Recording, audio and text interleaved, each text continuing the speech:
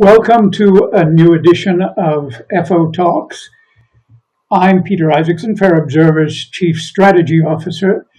Today I'm joined by Petra Vrablicova, who is a freelance journalist based in Bratislava in Slovakia. And we will be talking about the implications of the recent election in the Czech Republic, which has brought to office a man that was unexpected and may have some effect on changing the landscape in Europe, in Eastern Europe. And I would open the conversation to looking at the impact on Europe itself. So, Petra, just to get the audience to understand better what was going on with this election, which took place last week, what were the issues at play in that election, and which ones had the most impact? What explains how Babiš, who had lost a previous election, was suddenly popular enough, or his party was popular enough, to be in the position to put together a majority and have a government which is going to be different from the previous government.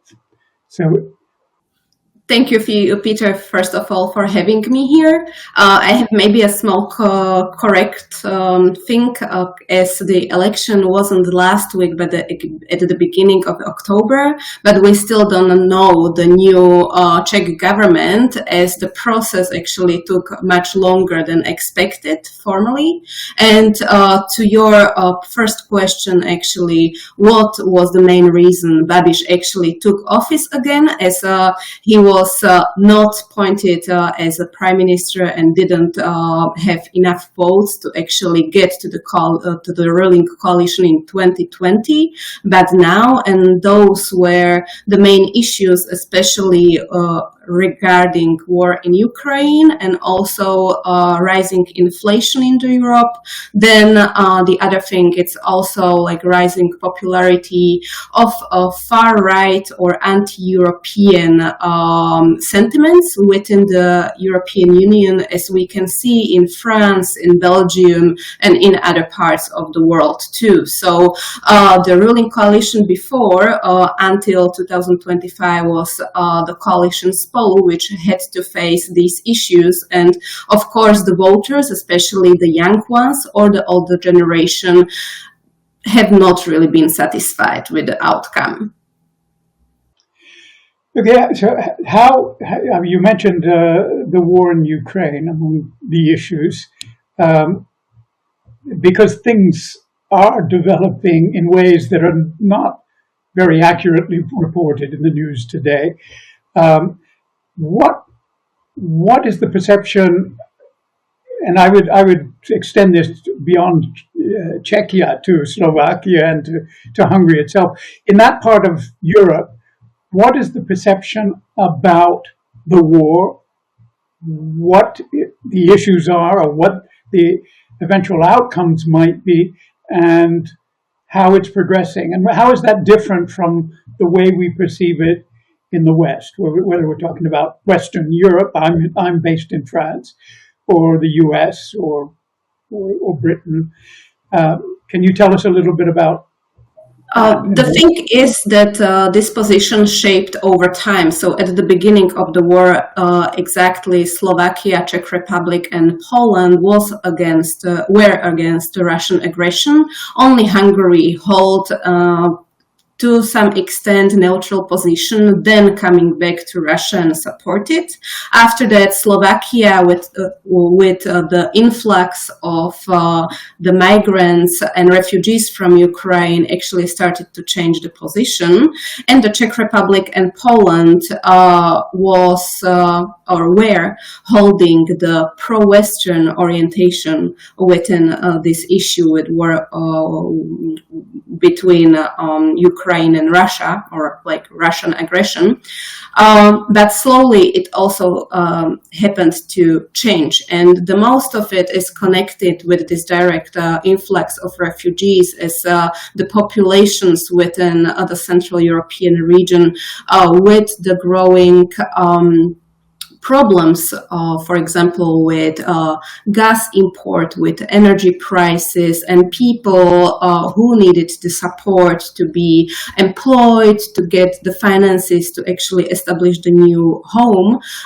The general population feels that basically, I'm quoting some of the research from here, they are stealing their resources. And this is what we always need to keep in mind, that really influence the politics in here, and the populist prime minister as Fico in Slovakia or Orban are really effective in bringing up these problems and these issues to the public and gain the voters on it. And this is what happened also with Babiš, as he already had the playbook written by Fico and Orban and really used it within the pre-election period to gain as much voter as he wanted. What he didn't actually want was the forming the coalition. So firstly, he claimed a few weeks and months before the election took place at the beginning of October that he wants to form a minority government. What really didn't happen, as now he is holding talks with his partners, SPD and motorists. And what is interesting is that Babiš doesn't necessarily be the biggest problem in this coalition, as those other parties, the motorists and SPD, are having more far-right interest and politics than actually Babiš holds. So what we now know is in the way speculation, as we still don't know the exact coalition program, which will be presented only on Monday, when we really will know what exactly they want to do. But the problems here are arising from these far-right parties actually taking part in the future government. How would you categorize Babish's party? Are they right-wing? Are they centrist? Or they are more populist than right-wing. We still actually are doing this differentiations in here. So, for example, it's different in France where you can actually say that the populists are directly far-right, but in here it's more centric, not so much far-right, although they are already taking some of the far-right positions. Yeah, they're taking the far-right positions because they're in a coalition, because they don't have a clear majority. Yeah. But if Babiš was on his own, if he had his own majority, his politics, would his politics be more centric? More centric.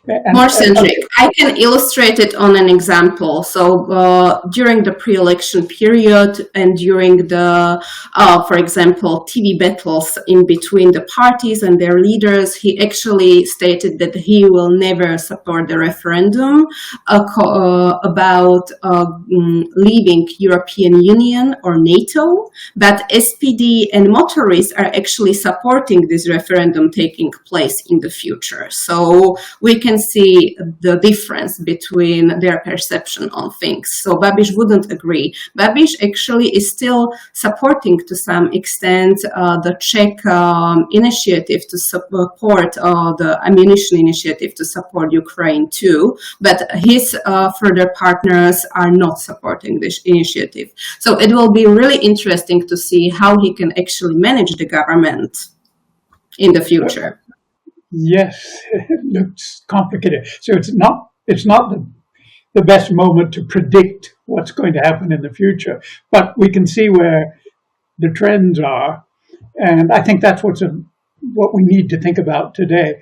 And from my point of view, in Western Europe, obviously this is something we want to watch very closely. And when I say we, I mean whatever one's opinion is about whether this is good, bad, or indifferent. It's definitely going to have an impact on what's going on today at the European level and at the geopolitical level, I think, because this is, I mean, we have been talking about the war in Ukraine, and from the reporting I've been seeing recently, we're at a point where something is likely to happen, something possibly extreme, that is something that points to an end game of some sort. I don't know if that, I imagine, well, let me put it this way. I think everyone would be interested in understanding how Eastern European, not the politicians, Eastern European populations are anticipating this end game. We don't know what it is. We don't know what the end game is going to be just in terms of Czech politics. But what's the mood today about how the Ukraine war is evolving and what it means for the future, for everyone's future? There is, I would say, a direct line between the Slovakia and Hungary and Czech Republic and Poland. So we have Czech Republic on the side of Poland, who are really against Russia and hope the Ukraine gain as much as possible in the war. Between the general public as also at the same time on the political level. In Slovakia and Hungary, there is more pro-Russian orientation. So if you talk to general public, and what also the opinion polls suggest is that the general public supports the Russian win in some sort in this war. So we can still draw a clean line in this question, I would say, in the general public opinions and also in the perception towards the future. We still, as you mentioned, don't know what will be the actual end game, so it's only a speculation. But what we already could see is, for example, the Orban's initiative.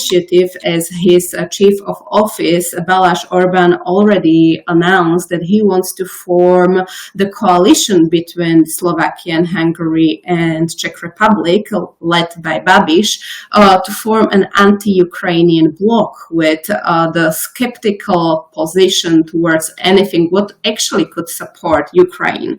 In the same time, I would like to highlight that it's a political game, of course. Is, for example, Slovak stand on this. It's to not support Ukraine only on the humanitarian level, so no ammunition, no weapons, nothing.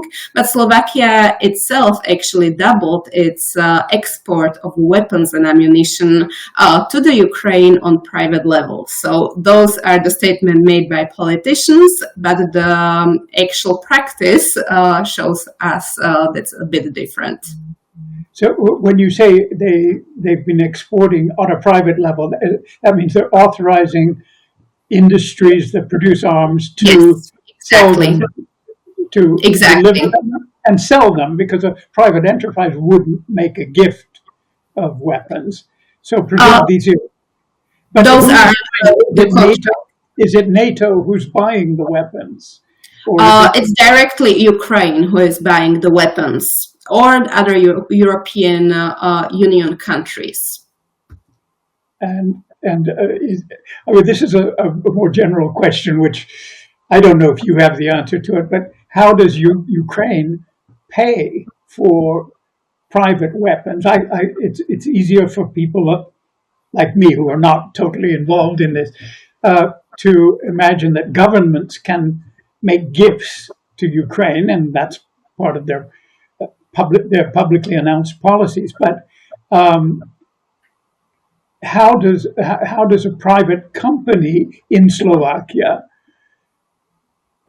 manage to get paid by Ukraine? Or does the government guarantee payment if there's default? Or to be honest, I don't know exact answer to this question on the level between Ukraine and Slovakia. Like if it's the future promise to pay, or like what's the percentage, but on the side of the European Union countries, they pay for the weapons or for the part of them, and then sending them directly to Ukraine. But I would need to look more to answer specifically this question, so I don't want to lie on the live stream, as I don't know exact answer. So I would rather say no comments to the further questions on this specific issue, as I don't have the data on it.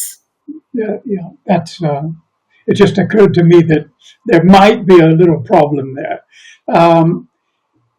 You mentioned immigration as being one of the issues that mobilizes people, and I think you were saying that it has mobilized the other parties on the right rather than Babis's party.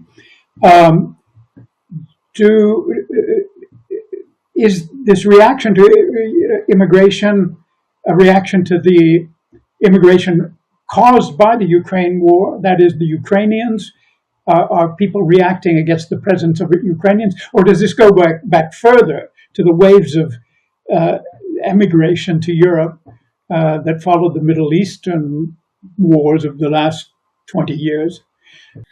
It's going back to the past, to the first big waves of the immigration in 2008, if I am not mistaken, and then following the following years.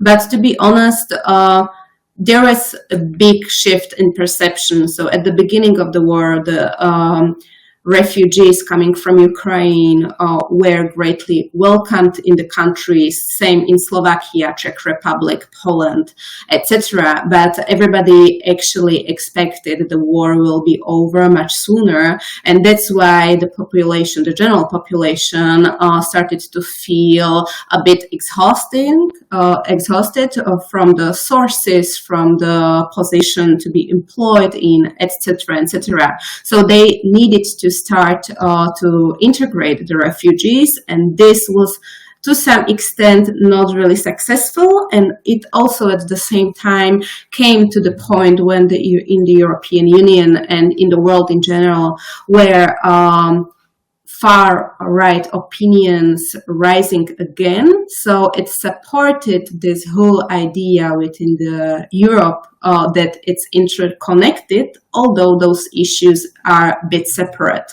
But for example, to illustrate the narratives, within the pre-election period, we needed to say that all of the leaders within this forming coalition are actually facing the criminal investigation. And that's why also Babiš actually chose to go to this coalition to have support of the leaders of the other parties, the SPD and the motorists, in the case there will be a vote on his immunity in the parliament. So what happened within the pre-election period is that Babiš actually is investigated for the lawsuit regarding one of his companies who actually funded the place called the Stork's Nest, which should receive 50 million Czech crowns, which is actually around 2 million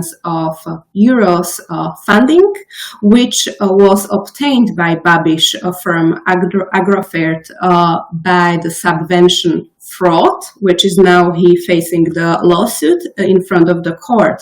And the other party leader, Tomio Okamura from the SPD, he is now facing the lawsuit and the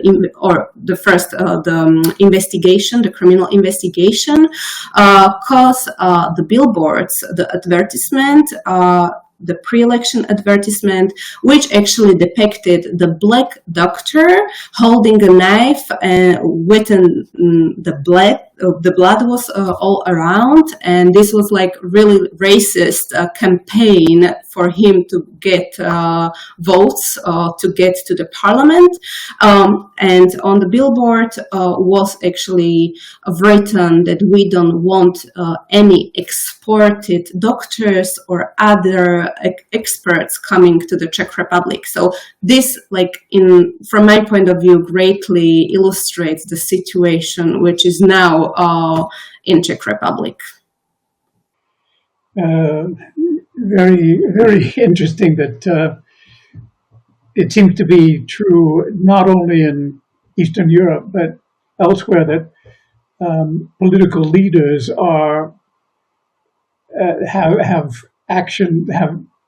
processes going, trials actually against them for crimes, and yet they're holding office. We can see that in various places. Here in France, our president from nevertheless more than a decade ago, Sarkozy, is now officially in jail. So what does that mean in terms of, I would say, confidence in the political system? Is there another problem behind all the other problems we're talking about, whether it's war, refugees, cost of living? What about the image that politicians have? I know it's a big problem here in Western Europe. The image that our leaders, our elected leaders have, it has never been as compromised. Their approval ratings, whether it's in France, in UK, in Germany, it's quite an extraordinary phenomenon. I would say that our democracies are struggling with a real problem of having any self-belief, if you like. Is that, after what you described about the potential criminality of the leaders in the Czech Republic, in any case, is this? Do you have any thoughts about what this means? It's more general question, I would say, and it's really hard to answer. But to be honest, the procedure with Andrej Babiš, for example, started already in 2022. So his electorate actually know what they are voting for. So I would say this is not a problem only with depicting politicians and the way how they act, but more about the perception of the voters themselves and relativization of information, because all of those information were publicly stated several times. The investigation was the public one, and everybody had the access to information. So I feel this is more a problem of believing in the information, as we are in the age of mistrust and disinformation and hybrid war.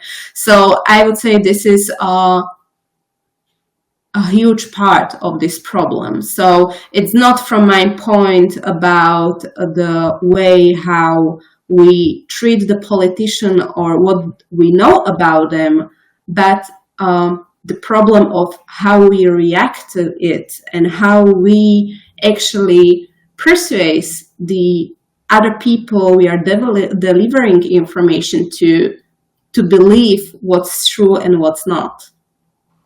So that's part of a crisis of democracy that everyone, I think, is aware of. It becomes more complicated in Europe, and especially, I would say, in Eastern Europe, because in Western Europe, we haven't seen the kind of reaction you mentioned against the European Union. So I'll change my previous question and say: can you characterize a general sentiment amongst the voting public concerning their feelings about being governed by Brussels? Are they? Do they feel that they're being governed by the governments they've elected, or are they concerned that the democracy that they feel they're a part of is not a democracy because there is another coalition sitting above them, which is telling them what to do? I know that's how Orban frames it, but is that the way? Definitely. Yeah. It's great rephrasing the question, so it really points us to the problem. What was also the part of the pre-election period and how Babiš and the other parties in his coalition actually gained the voters was this way how they depicted themselves as leaders necessary to fight the Brussels and European Union dictate imposed on the Czech Republic and the Central European region. So this was a huge part of all of the discussion regarding to the election themselves. As I already mentioned, there was a question if actually there will be a referendum in the Czech Republic regarding them leaving the European Union or even NATO. And this is how SPD and motorists actually gained the voters in the elections. So we could in some point maybe expect this referendum taking place. Also, Babiš actually in one of the TV battles with the former Prime Minister Fiala said that he will not support such a referendum. It can happen that he will be forced to actually do so as his coalition partners want this to happen. So definitely they played and Babiš to some extent too to the Orban's playbook on how to gain voters in this sense, because this anti-European and anti-Brussels sentiment actually grows. And Babiš is a good example as he is now investigated and probably facing the further court trial on this subventional fraud. The fraud and the money which he actually gained to support his projects, part of them were from the European funds. So this greatly plays to this narrative of on the Brussels actually dictating the Czech Republic and other countries their scenario. Now that's a direct parallel with the situation of Marine Le Pen in Yes. France. But Le Pen hasn't been able to form, or hasn't been close to forming a government, though everyone's predicting that that's likely to happen. But we won't go into French politics. That's another issue. I don't know if you are following French politics. That could be another discussion if that interests you. It does interest me. But I'd like to ask you. You mentioned Poland, obviously. You mentioned that there's a kind of grouping between Hungary, Czechia, Slovakia, and Poland, but Poland would be on the on the European side. Is that and Yes. and does that mean that even though there's a kind of consensus amongst the population or a feeling about the issues, is Poland opposed to this growing coalition of led by Orban? To be honest, we still don't know, as I need to go to a past a bit to actually explain. So about this grouping, it was the past 5 years when the former Prime Minister of Czech Republic, Petra Fiala, took his office, when this grouping started to happen. So the Poland and Czech Republic versus Slovakia and Hungary. What happened was that this actually imposed on the Visegrad Four, as we call this coalition between these countries, that it stopped functioning. And what is now expected with Babiš taking office is actually this that this coalition of four countries in the Central Europe will start function and cooperating again as this grouping or like this harmony against two will be now 3 against 1, and this will be most likely Poland. We don't know exactly in what questions it will be, as there are some positions they actually share their views all four, or there is another dynamics. But what Orban and Fico already announced is that this regional strategical union will start again and start form the position on the European Union level. From the Fico's recent announcement, I think it was last week on Wednesday, but I'm not sure about the day, but definitely it was last week when he announced that the Visegrad Four will actually block any further implementation of ETS2, which is the policy of European Union how to deal with the carbon dioxide emission, and we can actually see the support of the countries from the Visegrad Four to block this policy. So this is those are the first steps with the anti-Ukrainian bloc announcement from Orban's cabinet too. So in these two policies, we already see the harmony was interrupted, and now all of these three countries will try to make Poland stand with them against the European Union. I don't see this is really going through with the Ukrainian question, but with the other issues regarding the or how to say, the environmental policy, it could go through. All right. I'll ask you one last question.